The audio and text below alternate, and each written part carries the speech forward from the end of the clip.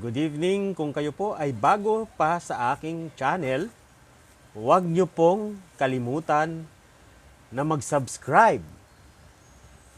Ang lahat ng aking video, lalong-lalo na yung aking last vlog na kung saan kinikwento ko habang ako'y nagmumotor yung isang super mini computer na kung tawagin ay Raspberry Pi. At sa huling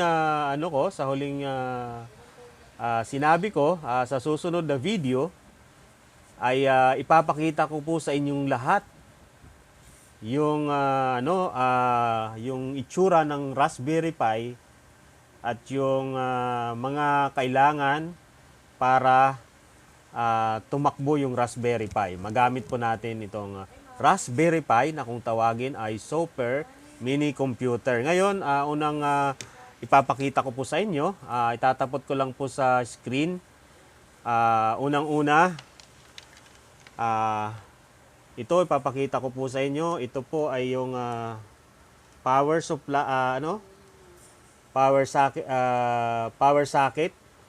Ito po ay parang charger lang po ito ng cellphone na kung saan mini USB type siya. At itong charger na to, 220 po siya. Pwede pong siyang isaksak kaagad sa 220. 220 volts. At pangalawa naman, yung HDMI cable. Ito yung HDMI cable, ito yung ikinakabit dun sa monitor. At ito siya, HDMI cable. Ito ay kinakabit sa monitor. Tsaka para naman maidugtong mo yung HDMI cable doon sa Raspberry Pi, kailangan mo po itong klase ng cable, no? Ito yung nakakabit sa HDMI extension. Ito naman yung nakakabit doon sa Raspberry Pi. So mamaya ipapakita ko rin kung paano siya kinakabit, okay? Tapos syempre since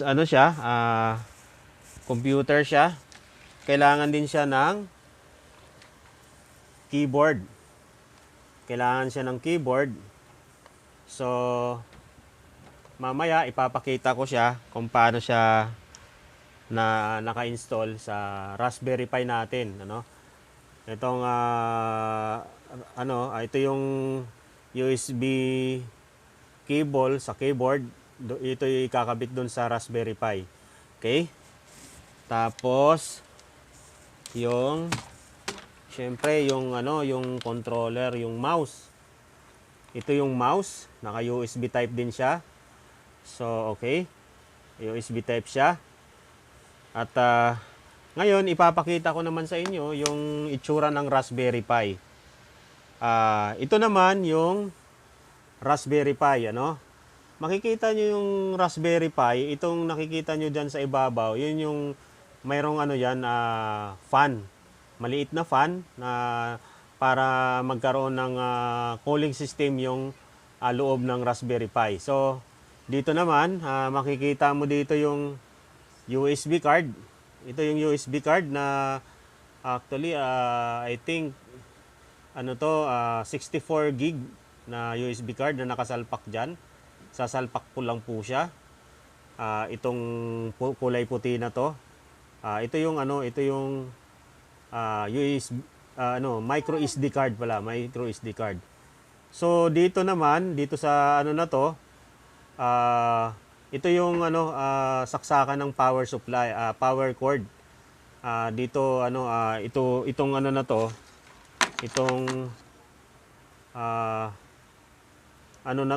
dito siya isasaksak. Itong pakita ko sa inyo, Pakita ko sa inyo kung paano to ilagay, So itong ito yung yung power cord. So isasaksak lang po natin dito. Okay? Pakita po natin. Teka.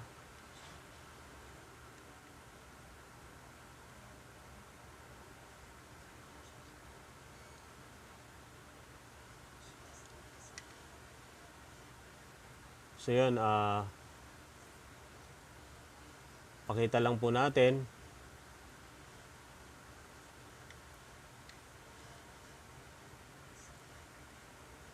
Ito pala yung ano. Ito yung ano, ito yung power cord, power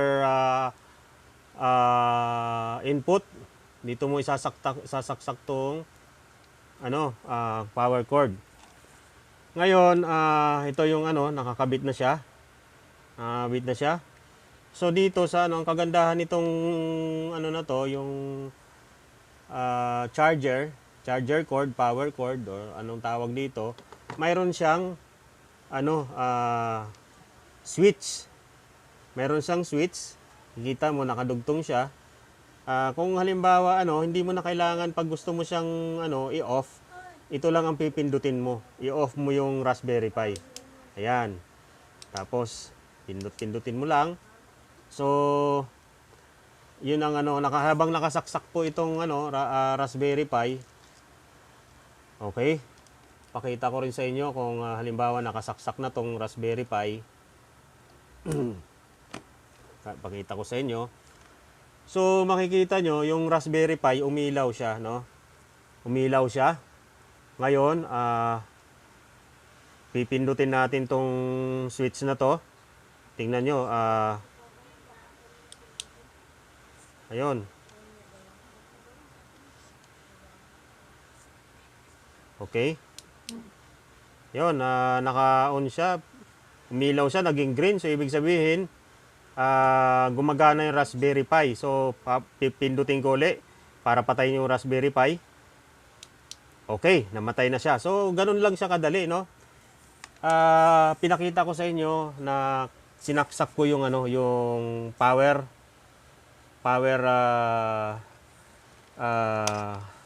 cord doon sa Raspberry Pi. So gumana siya. So ngayon ipakita ko naman sa inyo yung connection ng pagkakabit ng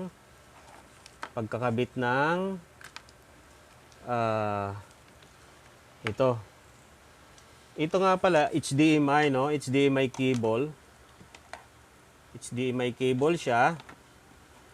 Okay, pakita ko po sa inyo itong HDMI cable. Kailangan meron siyang connector, no? I-connect mo siya dito para ito kasi itong portion na to papunta to doon sa monitor. Ito naman, ito dito papunta naman to sa Raspberry Pi. So ngayon, papakita ko sa inyo itong itong HDMI cable, ikakabit ko siya doon sa port ng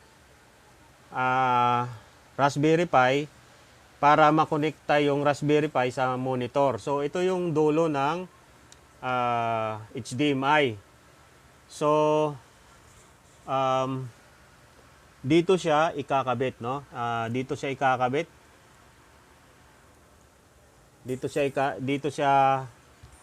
ikakabit sa port na to.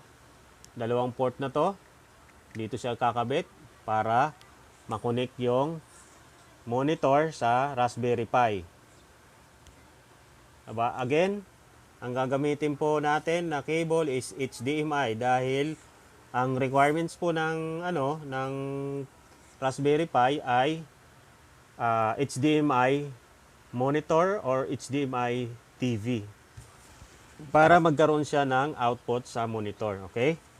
So ngayon, yung power supply hindi na natin ikakabit 'yon kasi baka magkaroon ng problema yung system ng Raspberry Pi.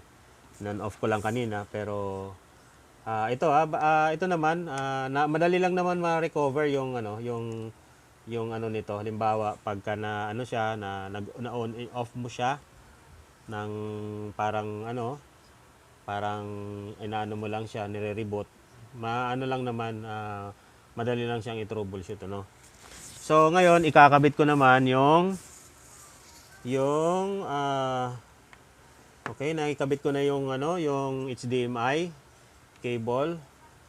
So, connected na yung monitor natin sa papunta sa HDMI. So, ngayon, ikabit ko naman yung mouse. Okay? Ito yung mouse.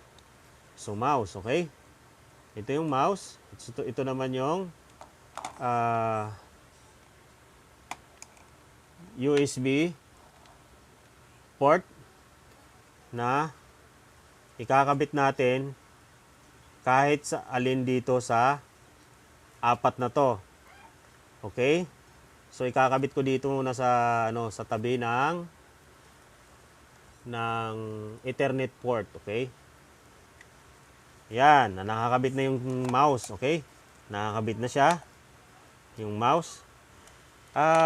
Ulitin ko itong hinahawak-hawak ko na to, itong pinapakita ko sa inyo. Ito yung super mini computer na Raspberry Pi, okay?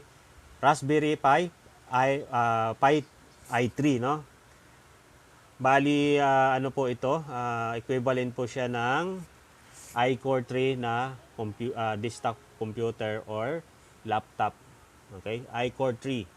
So powerful po itong ganitong klaseng Raspberry Pi, okay?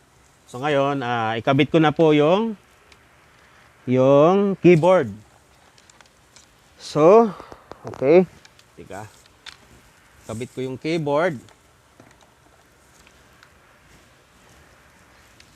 Okay.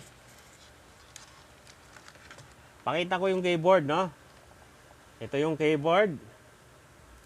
Okay. Ito yung keyboard. Tapos, sasalpak natin yung ano ng keyboard. Yung USB port ng keyboard. Nabubulol na ako. Okay. So, ngayon, itong ano na to, itong unit system na to, system unit na to na Raspberry Pi, kaya na tong gumana, okay? Tapos mapapansin nyo po itong port na to, no? Ito. Mapapansin nyo po ito po ay Ethernet port na kung saan yun yung doon mo sasalpak yung RJ45 mo. Yung RJ45 yung port ng internet cable. So yan mo sasalpak dito sa ano na to. So dito naman itong mga extrang port na to, pwede mo siyang dito ikabit yung webcam. Tapos dito naman, pwede mo ring ikabit yung another peripherals na gusto mo ikabit like this speaker. So pwede mo siyang ikabit dyan. So ngayon, dito sa ano na to, tingnan nyo ng maigi. So, okay, hindi ko na lang muna. Okay, ano ko na, ikabit ko yung yung power supply. Pero hindi ko sinaksak, no, hindi ko siya inano sa sa power cord dun sa sa power outlet. So ano ko siya, ikabit ko muna siya. So pakita ko sa inyo itong na to, ito yung sa power. Ito yung sa power, ito yung sa HDMI. Ito yung sa keyboard. Ito yung sa keyboard. Ito naman sa mouse. Okay.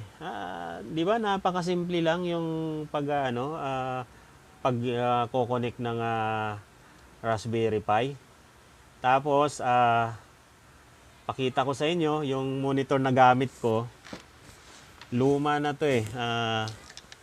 Hindi to nagagamit namin sa, hindi siya na ano sa TV kasi dito sa lugar namin, dito sa kwarto namin, wala siyang signal, mahina ang signal dito sa loob ng bahay. So hindi kami nakakapanood ng TV. So ang ginawa ko, trinay namin i-convert to sa computer monitor. So ipakita ko sa inyo yung gamit kong monitor. Okay? Okay?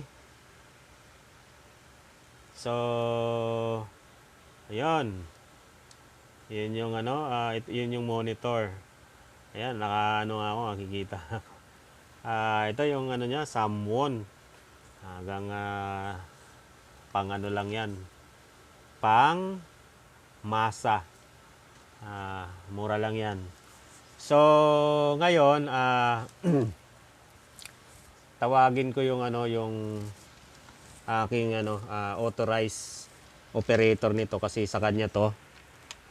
Tatawagin ko yung aking teacher na anak. Papakita ko sa inyo kung paano siya paganahin. Patricia, can you please help us to open the Raspberry Pi and show it to them? Okay. So, ayun. Okay, sige. Nakakunik na lahat yan. Doon isasaksak mo na lang sa sa power supply.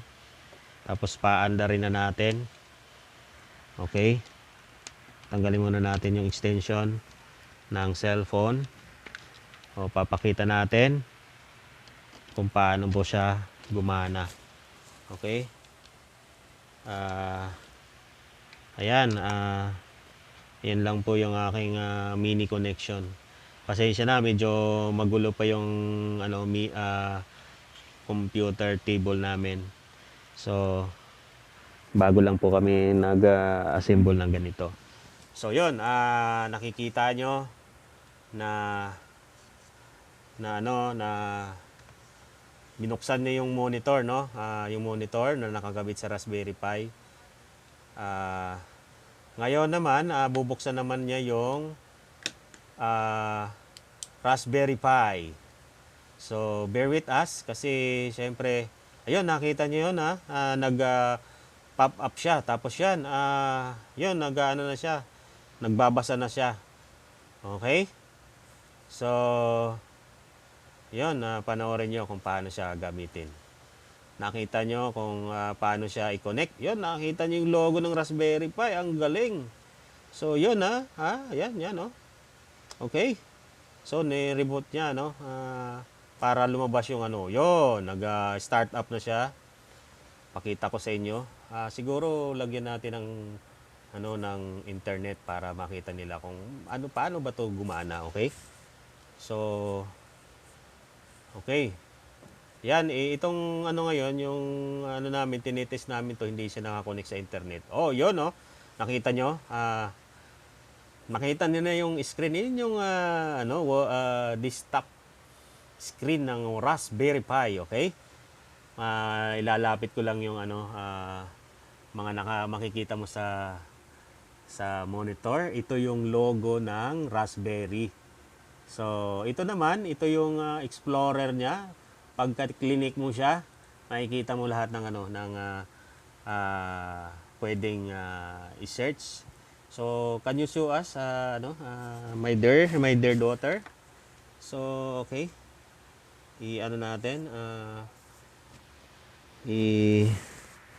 Pakita natin kung ito bang Raspberry Pi ay pwede ba talaga tong pang desktop. Okay. Hang on mga viewers. Okay? So, ang pinapakita po namin ngayon yung Raspberry Pi operation, okay? System operation. Okay? Yan, wait a minute. Kaping mainit. So, bear with us. Inaano lang namin, fini-figure out lang namin yung connection ng internet para maipakita namin yung yung Raspberry Pi na may internet. Okay? So, hang on. Hindi tayo makapag few moments later kasi live po ito. Hindi po to edited. Kasi gusto ko makita ninyo na itong mga sinasabi ko ay totoo. Yung nabanggit ko nung nakaraang vlog, totoo po siya na talaga itong Raspberry Pi ay isa itong biggest innovation ng computer. Okay? So, yun mapapansin nyo. Mapapansin nyo yung Raspberry Pi, no? Ito yung Raspberry Pi. Okay? Yung Raspberry Pi, maliit lang siya. So, sabi ko ito sa unang vlog ko, kaya tong ilagay sa bulsa. Okay? Kayang-kaya siyang ilagay sa bulsa.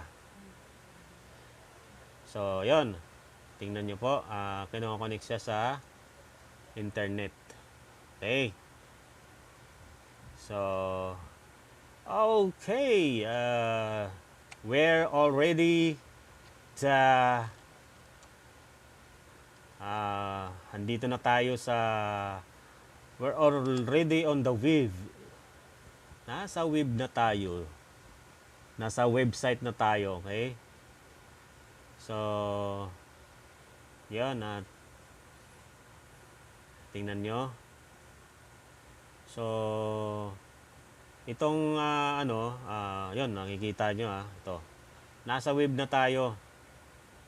Okay, di ba? Magandang dilag. Yung magandang dilag. Sino ba yan? Maaaring yun yung isa sa mga anak ko na magandang dilag. Okay, nakita nyo na talagang napakaganda niya.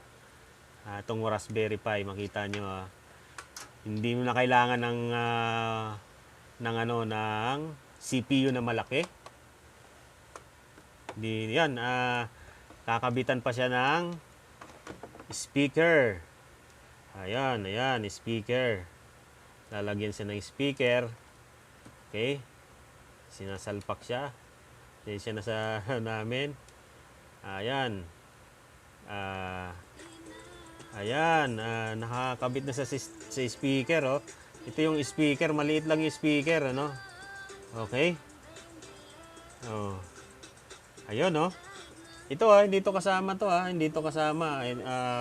Ano ko to? So, yun, pakita mo yung performance ng Raspberry Pi. Okay, Raspberry Pi. Sige, subukan mo mag Google, yung Google. Kasi itong itong Raspberry Pi, ang OS nito hindi po siya Windows. So, ayun, no. Nakita nyo? Ang bilis niyang mag-pop up. So, ito, by the way, itong gamit naming internet ay lang to. Nakakabit lang siya sa anong tawag doon, yung sa USB tethering, no? Naka USB tethering lang siya sa cellphone, pero kita mo naman yung performance ng ng Raspberry Pi. So hindi siya directly connected na wired internet. So dito papakita daw yung games. Ito mga panggarena, makikita niyo, ito panggawa ng website, tapos ano pa ba? Smart SIM. Office, yung office, dito mo yung office na makikita mo, hindi siya Windows, hindi siya yung OS na hindi Windows. By the way, yung Raspberry Pi, open source po ang nito, ang OS. Pwede po siyang pang Apple, iMac, or pwede rin siyang mag-run siya ng Windows, okay? So, yan, may graphics. So, kung kagaya ng mga nabanggit ko, nandito po siya lahat. Kung mag-i-edit ka ng mga video or pictures, meron ditong program na pre-installed, okay? So, yun, pang logout siya, oh. So, ayun, sana may may natutunan kayo ngayong gabi. At lahat ng mga sinabi ko nung nakaraang vlog, na yun po ay totoo lahat ng mga sinabi ko na itong Raspberry Pi, saludo ako dito. Nung una hindi ako talaga believe dito kasi sabi ko paano patatakbuhin ng isang ganitong system, yung ano natin, yung computer, no? Ganito lang siya kalaki. Katumbas na siya ng CPU. Pakita ko lang yung CPU. Mayroon kaming CPU dito. Ito yung luma naming CPU, no? Hindi na namin to ginagamit kasi may ganito na kami. Ito yung system unit. Ito yung system unit namin. Dual core. Hindi na namin to ginagamit ngayon kasi meron na kaming bago na Raspberry Pi na ginagamit. So, ito yung sinasabi ko dun sa unang vlog ko na meron kaming desktop na dual core pero naglalag siya. Hindi maganda yung nagahang, okay? So, that's it for tonight. Sana sa susunod na vlog mag-subscribe na kayo sa YouTube channel ko, Jaime Labay Channel. I-subscribe nyo naman ako, maawa naman po kayo. Please lang. Actually, ako po ay graduate ng IT, pero hindi ako nag-portion ng IT. Dahil maaga ako nagkapamilya, so pinokos ko yung paghahanap buhay na madali magkapera. So, ito naman, since pandemic ngayon, gusto ko lang sariwain at balik-balikan yung kurso na aking natapos, IT. Okay? So, nag-i-enjoy ako dito sa ginagawa ko dahil mapapractice ko yung mga natutunan ko before. Lalong-lalo na itong Raspberry Pi. Ano talaga to? Parang naalala ko nung ako'y nag-aaral, nung 1996 hanggang 1999, gumamit pa kami ng software na WordStar na software para ma-practice namin yung yung mga